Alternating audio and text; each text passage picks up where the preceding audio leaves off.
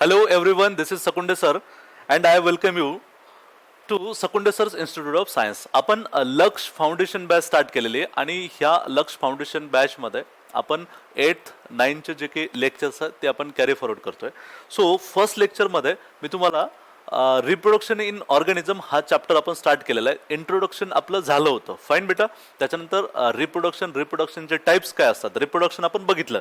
एका living organism पासून एखादा नवीन लिव्हिंग ऑर्गॅनिझम जर आपण आपल्यासारखा एखादा नवीन लिव्हिंग ऑर्गॅनिझम जर आपण बनवत असू तर that condition can be called as what, reproduction. त्या प्रोसेसला आपण काय म्हणलं होतं बेटा, रिप्रोडक्शन, फाईन.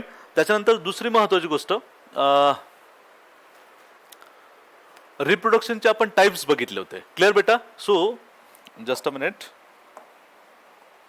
ओके, रिप्रोडक्शन मध्ये काय, रिप्रोडक्शन आपण बघितलं बेटा, formation of new living organisms. Clear? It can be called as reproduction. रिप्रोडक्शनचे आपण टाइप्स बघितले होते. टाइप्स होते असेक्शुअल रिप्रोडक्शन, मी तुम्हाला डिफरन्स सांगितलं होतं, आणि त्याच्यानंतर सेक्शुअल रिप्रोडक्शन. क्लिअर बेटा? तुम्ही जर हा पहिल्यांदा व्हिडिओ बघत असेल तर तुम्ही फर्स्ट व्हिडिओ नक्की बघा, जेणेकरून तुम्हाला लिंक लागेल. सो असेक्शुअल रिप्रोडक्शन मध्ये आपण डिटेल बघितलं की मेल फेमेल असे इन्व्हॉल्व नसतात, गॅमेट बनत नसतात, आणि जे काही नवीन लिव्हिंग ऑर्गॅनिझम मधील हे बघा पॅरेंट असतात, पॅरेंट्स. फाईन. पॅरेंट सगळ्यांना माहिती आहे. पॅरेंट्स पासून जे काही नवीन त्यांचे चिल्ड्रन्स बनत असतात त्यांना आपण प्रोजेनी म्हणलं होतं. काय म्हणलं होतं बेटा? प्रोजेनी. असेक्शुअल लिव्हिंग ऑर्गॅनिझम मध्ये किंवा असेक्शुअल रिप्रोडक्शन मध्ये जे काही नवीन लिव्हिंग ऑर्गॅनिझम्स बनतात हे पॅरेंट सारखेच एक्झॅक्ट सिमिलर असतात, बट सेक्शुअल रिप्रोडक्शन मध्ये ते डिफरंट असतात. हे आपण बघितलं होतं. सेक्शुअल रिप्रोडक्शन हाय डेव्हलप्ड ॲनिमल्स मध्ये होत असतात, प्लांट मध्ये होत असतात, आणि असेक्शुअल रिप्रोडक्शन हे मायक्रोब्स असतील किंवा वेगवेगळे जे काही लिव्हिंग ऑर्गॅनिझम आहे, जसं हायड्रा, आपण हायड्रामध्ये एक्झाम्पल बघितलं होतं. सो तुम्ही फर्स्ट लेक्चर बघा, अगदी डिटेल तुम्हाला हे समजून जाईल. क्लिअर बेटा? फाईन. त्याच्यानंतर आपण सगळ्यात महत्त्वाची गोष्ट आपल्याला बघायचे sexual reproduction. What we are now going to discuss, sexual reproduction. Clear बेटा? सो आपण सेक्शुअल रिप्रोडक्शन बघणार आहोत, आणि स्पेसिफिकली आपल्या सिलेबसला आहे सेक्शुअल रिप्रोडक्शन. कोणामधलं बेटा? ह्युमन्स मध्ये नेमकं सेक्शुअल रिप्रोडक्शन कसं होतं ते तुम्हाला बघायचं आहे. आता नीट लक्षात घ्या, ह्युमन्स मध्ये जर बघितलं तर ह्युमन्स मध्ये मेल आल्या, फिमेल्स आली, मेल आणि फिमेल आला. अलग लक्षात आलं का? फाईन. त्याला आपण पुरुष म्हणू शकतो किंवा स्त्री म्हणू शकतो ह्युमनच्या बाबतीत. क्लिअर बेटा? फाईन. लक्षात घ्या, हे जे काही मेल आणि फिमेल असतात, ज्यावेळेस सेक्शुअल रिप्रोडक्शन करायचे, ज्यावेळेस नवीन एखाद्या चिल्ड्रनला बनवायचं किंवा रिप्रोडक्शन करायचं, त्यावेळेस काय करत असतात, स्वतःच्या शरीरामध्ये काही स्पेशल सेल बनवत असतात. स्वतःच्या शरीरामध्ये काही स्पेशल सेल बनवत असतात. This special cells are called as gametes. What this special cells are called as gametes. Gametes बनवत असतात. कोण बनवत असतं? मेल आणि फिमेल. मेल एक गॅमेट बनवतो, त्याला आपण स्पर्म म्हणू बेटा. एक स्पेशल सेल आहे. आलं लक्षात आलंय? नॉर्मली अशी तुम्हाला दिसत असते, स्पर्म बनवत असतात. फिमेल काय करत असतात? एक गॅमेट बनवत असतात, त्याला आपण एग सेल म्हणू बेटा. फिमेल स्वतःच्या बॉडीमध्ये एक सेल बनवत असतात. कुठं बनवतात, कसं बनवतात ते आपण बघणार आहोत. एक सेल अशी असते, सर्क्युलर वगैरे. नंतर काय होतं, ज्या वेळेस मेल आणि फिमेल एकत्रित येतील, त्यांच्यामध्ये कॉप्युलेशन होणार आहे. काय होतं, मेल काय करतो, स्वतःचे जे काही स्पर्म आहे, ह्या जे काही स्पेशल सेल आहे, ह्या फिमेलच्या बॉडीमध्ये तो टाकत असतो. आलं लक्षात आलंय? मग फिमेलच्या बॉडीमध्ये गेल्यानंतर हे स्पर्म आणि ही जी काही एक सेल आहे बेटा, ह्या दोघांचं फ्युजन होतं. लक्षात आलंय? आणि या दोघांच्या फ्युजन मधून एक स्पेशल सेल बनत असते. त्या सेलला आपण झायगोट म्हणतो बेटा. काय म्हणत असतो? झायगोट. क्लिअर? आणि ही जी काही फ्युजनची प्रोसिजर आहे, स्पर्म आणि एक सेलचं जे काही फ्युजन होतं, स्पर्म अँड एक्सेल फ्युजन, ही जी काही प्रोसिजर आहे बेटा, this procedure can be called as fertilisation. याला आपण काय म्हणतो बेटा? Fertilisation. It is called as fusion of egg and sperm and egg fusion is called as, what it is called as, is called as fertilization. Clear बेटा? आणि fertilisation झाल्यानंतर काय बनतो, तर एक स्पेशल सेल बनते. This is nothing but zygote. What it is called as zygote. Clear? So after fertilisation, हवं तर इथं लिहितोय मी, आफ्टर फर्टिलायझेशन झायगोट फॉर्म. काय बनतो बेटा? झायगोट. परीक्षेमध्ये क्वेश्चन विचारतील की फर्टिलायझेशन झाल्यानंतर काय बनतो, तर झायगोट बनत असतो. After fertilisation, zygote forms.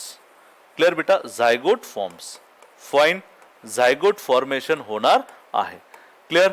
नंतर काय होतं, तर ही जी काही झायगोट आहे, zygote it is nothing but single cell. ही एक पेशी आहे. मी तुम्हाला ऑलरेडी सांगितलं स्पर्म आणि एक सेल पण काय स्पेशल सेल्स आहेत. अशा स्पेशल सेल्स ज्या रिप्रोडक्शन मध्ये इन्व्हॉल्ड असतात म्हणून त्यांना आपण गॅमेट्स म्हणत असतो बेटा. काय म्हणत असतो? गॅमेट्स. एक्झाम मध्ये हेही क्वेश्चन विचारू शकतात की मेल गॅमेट कुठला आहे. मेल गॅमेट तुम्हाला लक्षात घ्यायचं बेटा कुठला असणार आहे? स्पर्म. फिमेल गॅमेट कुठला असणार आहे? तुम्ही बघू शकता तुमच्या समोर बेटा. तर एक्सेल. हे दोन गॅमेट्स फ्युजन झाल्यानंतर त्यांच्यापासून एक सिंगल सेल बनते, झायगोट म्हणत असतो आपण त्याला. नंतर काय होतं बघा, ह्या झायगोट मध्ये सेल डिव्हिजन स्टार्ट होते. काय स्टार्ट होतं? Cell division. तुम्हाला माहिती आहे सेल डिव्हिजन म्हणजे ही सेल डिव्हाइड करणार, हिच्यापासून दोन सेल बनणार. लक्षात आलंय? दोन सेल बनल्या, ह्या दोन्ही सेलने डिव्हाइड केल्यानंतर चार सेल बनतील. लक्षात आलंय? म्हणजे दोन सेलने डिव्हाइड केलं 4 सेल बनल्या, 4 सेलने डिव्हाइड केलं 8 सेल बनल्या, 8 सेलने डिव्हाइड केलं 16 सेल बनल्या, 16 सेलने डिव्हाइड केलं 32 बनल्या, 64 बनल्या, 128 बनल्या, 512 बनल्या. अशा खूप साऱ्या सेल्सचा एक मास तयार होत असतो. लक्षात आलंय? आणि नंतर हे जे काही सगळ्या सेलचा ग्रुप आहे, काही सेल्सनी हात बनवतील, काही सेल्स हेड बनवतील. लक्षात आलंय? फाईन. काही लेग्स बनवतील बेटा आणि अशा पद्धतीनं एक बेबी बनत असतो. आलं लक्षात आलं का? मग पॅरेंट्स पासून बेबी बनणं किंवा पॅरेंट्स पासून एखादी प्रोजेनी बनणं, ह्याच गोष्टीला आपण काय म्हणत असतो बेटा? Sexual reproduction. आणि अशा पद्धतीने ह्यूमंस मध्ये सेक्सुअल रिप्रोडक्शन होत असतं. चलो फिर से एक बार रिवाइज करते बेटा. हमने क्या देखा कि मेल और फीमेल होते हैं. मेल और फीमेल. मेल क्या बनाता है बेटा? स्पर्म बनाता है. आई बात समझ में? एक स्पर्म क्या होता है बेटा? ये एक स्पेशल सेल होती है. हर एक लिविंग ऑर्गेनिज्म बना किससे होता है? तो सेल से बना होता है बेटा. फाइन. और एक स्पेशल सेल जो रिप्रोडक्शन में हिस्सा लेती है, रिप्रोडक्शन में भाग लेती है, उस सेल को हम गैमेट्स कहेंगे. मेल कौन सा गैमेट बना रहा है बेटा? स्पर्म बना रहा है. फीमेल कौन सा गैमेट्स बना रही है बेटा? एक सेल बना रही है. क्लियर बेटा? फाइन. आई बात समझ में? और ये जो दो गैमेट्स है उनका फ्यूजन हो जाता है. That procedure can be called as what? Fertilisation. This fusion of sperm and egg cell can be called as what? Fertilisation. और फर्टिलाइजेशन होने के बाद में क्या होता है, क्या बनता है? तो जाइगोट फॉर्म होता है बेटा. और फिर वो जो जाइगोट होता है वो तो सिंगल सेल का बना होता है. सिंगल सेल में सेल डिवीजन स्टार्ट होता है और उससे एक सेल से दो सेल, दो सेल से चार सेल, ऐसे बहुत सारे सेल्स बनते हैं. बहुत सारे सेल्स बनने के बाद ये जो सेल्स है, इस सेल से बेबी या फिर एक चिल्ड्रन बनता है. फाइन. ये जो लिविंग, ये जो पूरी प्रोसेस है, इसे हम सेक्सुअल रिप्रोडक्शन कहेंगे बेटा. आई बात समझ में? तो चलो और गौर से इसे हम देखते हैं. फाइन. ओके. आपण इथं बघू शकतो बेटा male reproductive system, female reproductive system. लक्षात आलंय? आता इथं दिसतात तुम्हाला मेल, इथं दिसतात फिमेल. मी तुम्हाला ऑलरेडी सांगितलं होतं की मेलमध्ये असे, मेलमध्ये ही जी काही सिस्टम आहे, this is called as reproductive system. त्या रिप्रोडक्टिव्ह सिस्टमला आपण थोडंसं झूम करून ड्रॉ केलंय. इथं टेस्टिस दिसत आहेत बेटा. काय दिसत आहेत? टेस्टिस. हे टेस्टिस असे ऑर्गन आहे. काय आहेत बेटा? असे ऑर्गन आहे. मी तुम्हाला ऑलरेडी काय सांगितलं? मेलच्या बॉडीमध्ये स्पेशल सेल तयार होतात, स्पर्म.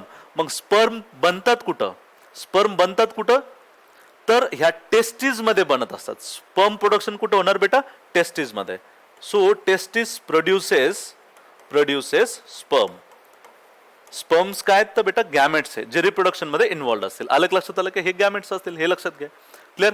फिमेल रिप्रोडक्टिव्ह सिस्टम मध्ये तुम्हाला ओव्हरीज बघायचे. ओव्हरीज. फिमेल रिप्रोडक्टिव्ह सिस्टम मध्ये गॅमेट्स कुठले बनत असतात? एक सेल बनत असतात. कुठले बनणार बेटा? Egg cell. आणि हे एक सेल बनतात कुठं? तर उत्तर काय असलं पाहिजे? Your answer should be ovary. हे बघा फिमेल रिप्रोडक्टिव्ह सिस्टम आहे. फिमेल रिप्रोडक्टिव्ह सिस्टम अशी असणार आहे. याच्यामध्ये तुम्हाला दिसतंय वजायना असणार आहे, त्यानंतर युट्रस असणार आहे. हे बघा इथं एक सेल बनणार, हे एक सेल इथं येणार. हे बघा. फाईन. जस्ट अ मिनिट, इथं मी ड्रॉ करून देतो. एक सेल इथं बनली, एक सेल इथं येणार. अशी अशी पुढं पुढं पुढं पुढं येणार. मेल काय करतो तर फिमेलच्या बॉडीमध्ये स्पर्म टाकतो, असं मी सांगितलं होतं. स्पर्म येणार वजायना मधून. हे काय आहेत बेटा? स्पर्म्स. काय आहेत बेटा? स्पर्म्स. हे स्पर्म्स असे ट्रॅव्हल करत करत करत करत जाणार आणि कुठं भेटणार? ह्या रिजन मध्ये. ही जी ट्यूब दिसते बेटा तुम्हाला, ह्या ट्यूब मध्ये मेल स्पर्म आणि एक्सेल फ्यूज होत असतात. त्यांच्यापासून झायगोट बनतो आणि झायगोट पासून हळूहळू बेबी बनत असते. हे लक्षात घ्या. आणि ही जी काही बेबी असणार आहे, ही बेबी जिचं डेव्हलपमेंट पूर्ण कुठं होत असतं बेटा? तर डेव्हलपमेंट ह्या युट्रस मध्ये होत असतं. अलग लक्षात आलं का? फाईन. त्या बेबीचं पूर्ण डेव्हलपमेंट कुठं होणार आहे? So baby development takes place in uterus. Uterus मध्ये काय होणार बेटा?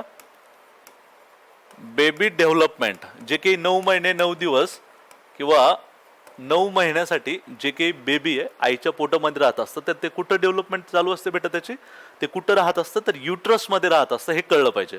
Baby development occurs in where it is occurs in uterus of female. Clear बेटा, फाईन.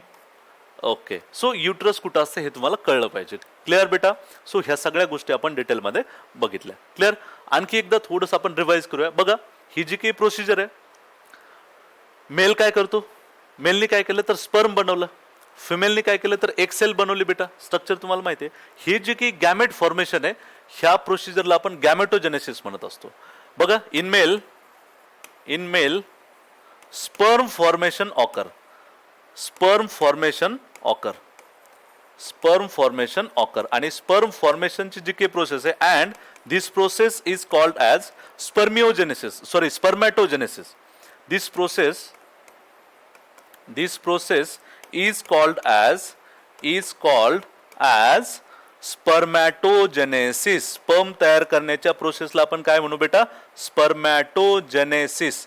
जेनेसिसचा मिनिंग होतो तयार करणे आणि स्पर्मॅटोचा मिनिंग होतो स्पर्मला तयार करण्याच्या प्रोसेसला स्पर्मॅटोजेनेसिस.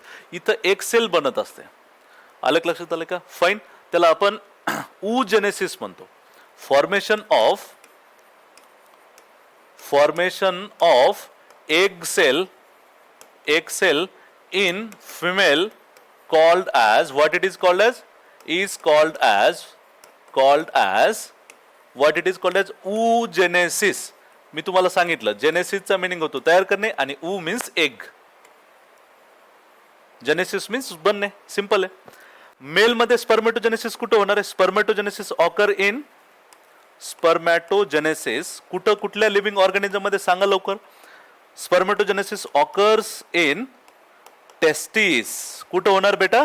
टेस्टिस ह्या ऑर्गन मध्ये. लक्षात आलं, मी तुम्हाला ऑलरेडी सांगितलं की हे जे काही मेलच्या टेस्टिस असतात ह्या टेस्टिस मध्ये स्पर्म प्रोडक्शन होणार आहे आणि फिमेलच्या ओव्हरी मध्ये एक सेल बनत असतं, आपण बघितलंय. क्लिअर बेटा, फाईन. सो एक सेल प्रोडक्शन कुठं होणार आहे?